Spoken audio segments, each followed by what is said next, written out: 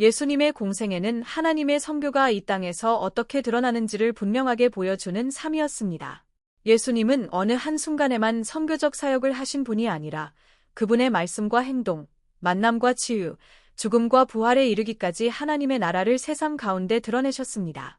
그런 의미에서 예수님의 공생애는 선교적 삶의 본이자 하나님 나라 선교의 중심적인 근거라고 할 수 있습니다.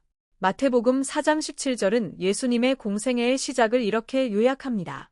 회개하라 천국이 가까이 왔느니라. 예수님의 첫 선포는 하나님의 나라였습니다. 여기서 천국, 곧 하나님의 나라는 단순히 죽어서 가는 장소만을 의미하지 않습니다. 예수님께서 오심으로 하나님의 나라는 이미 이 땅 가운데 시작되었습니다. 예수님이 병든 자를 고치시고 죄인을 용서하시며 소외된 사람을 다시 공동체 안으로 회복시키신 일들은 하나님의 나라가 이미 우리 가운데 임했다는 증거였습니다.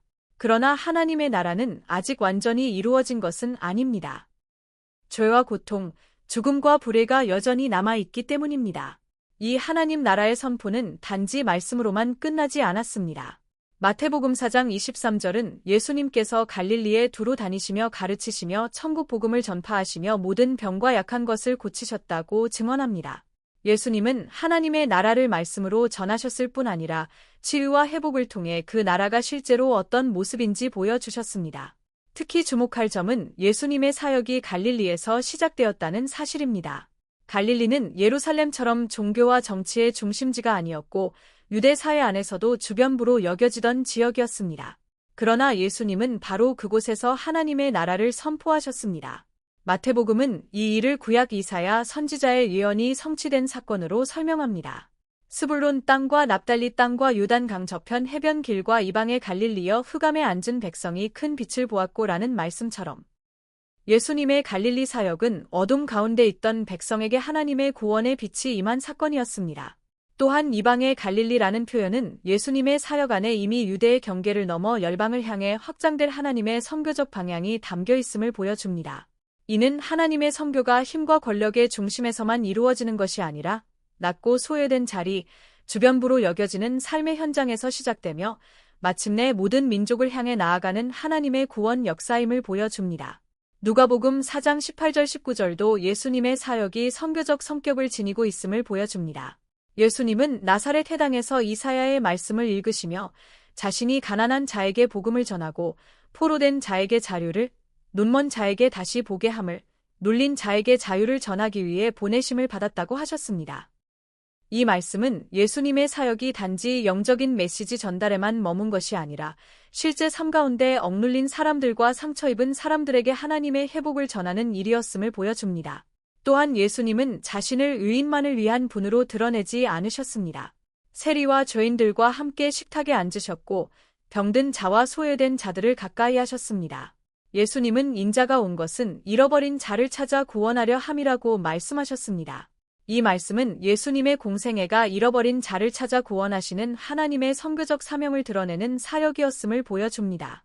예수님의 선교적 삶은 특정 민족이나 장소의 경계를 넘어서는 모습으로도 나타났습니다. 요한복음 4장에서 예수님은 유대인들이 거리감을 두었던 사마리아 여인에게 다가가셨고 그에게 참된 예배에 대해 말씀하셨습니다. 아버지께 참되게 예배하는 자들은 영과 진리로 예배할 때가 온다는 말씀은 예배와 구원의 자리가 특정 성전이나 민족의 경계 안에만 갇히지 않음을 보여줍니다. 이처럼 예수님의 공생애 안에는 이미 열방을 향한 하나님의 선교적 지향이 담겨 있었습니다.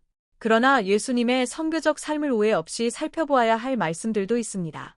예수님은 마태복음 10장에서 제자들을 보내시며 이방인의 길로도 가지 말고 사마리아인의 고을에도 들어가지 말고 오히려 이스라엘 집에 잃어버린 양에게로 가라고 오해할 만한 말씀을 하셨습니다. 또한 마가복음 7장에서 귀신 들린 딸을 고쳐달라고 간구하는 수로보니게 여인에게 예수님은 자녀로 먼저 배불리 먹게 할지니 자녀의 떡을 취하려 개들에게 던짐이 마땅치 아니하니라고 역시 이해하기 힘든 말씀도 하셨습니다. 마태복음 15장에서는 같은 사건을 가나안 여인의 이야기로 전하면서 예수님께서 나는 이스라엘 집에 잃어버린 양 외에는 다른 데로 보내심을 받지 아니하였노라고 말씀하신 장면도 있습니다. 이 말씀들만 따로 떼어보면 예수님께서 이방인을 구원해서 배제하신 것처럼 오해할 수 있습니다. 그러나 본문이 흐름을 끝까지 살펴보면 그렇지 않습니다. 예수님은 여인의 간구를 끝내 거절하지 않으셨고 오히려 그 대화를 통해 여인의 믿음을 드러내셨습니다. 수로보니게 여인은 주여 올소이다마는 상 아래 개들도 아이들이 먹던 부스러기를 먹나이다 라고 대답했고 예수님은 그 믿음의 고백을 들으신 후 그의 딸을 고쳐주셨습니다. 마태복음 15장에서도 예수님은 그 여인에게 여자여 내 믿음이 크도다 내 소원대로 되리라고 말씀하셨습니다. 그러므로 이 말씀은 이방인을 향한 하나님의 구원을 부정하거나 배제하신 말씀이 아니었습니다. 예수님의 사역에는 구원의 역사 안에서 먼저 이스라엘에게 복음이 전해지고 그 복음이 이스라엘을 통해 열방으로 흘러가야 한다는 선교적 순서가 있었습니다. 다시 말해 예수님의 말씀은 구원의 범위를 제한하신 것이 아니라 하나님과 맺은 언약을 통해 열방을 회복하시려는 선교의 우선순위를 보여주신 것입니다. 실제로 예수님은 사마리아 여인에게 다가가셨고 수로보니게 여인의 믿음을 외면하지 않으셨으며 백부장의 믿음을 칭찬하셨습니다. 그러므로 예수님의 본 마음은 이방인을 배제하는 데 있지 않았습니다. 오히려 예수님의 공생애는 이스라엘을 넘어 사마리아와 이방인, 그리고 마침내 모든 민족을 향해 확장될 하나님의 선교를 미리 보여주는 시간이었습니다. 마침내 부활하신 예수님은 제자들에게 그러므로 너희는 가서 모든 민족을 제자로 삼으라고 명령하셨습니다.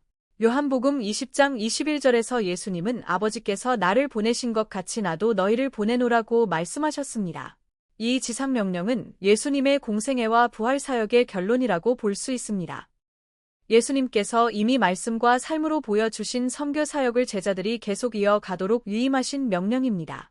이처럼 예수님의 공생애는 선교적 삶이 무엇인지를 보여주는 중요한 본보기입니다. 오늘의 교회와 성도 역시 예수님의 공생애를 따라 부름받았습니다.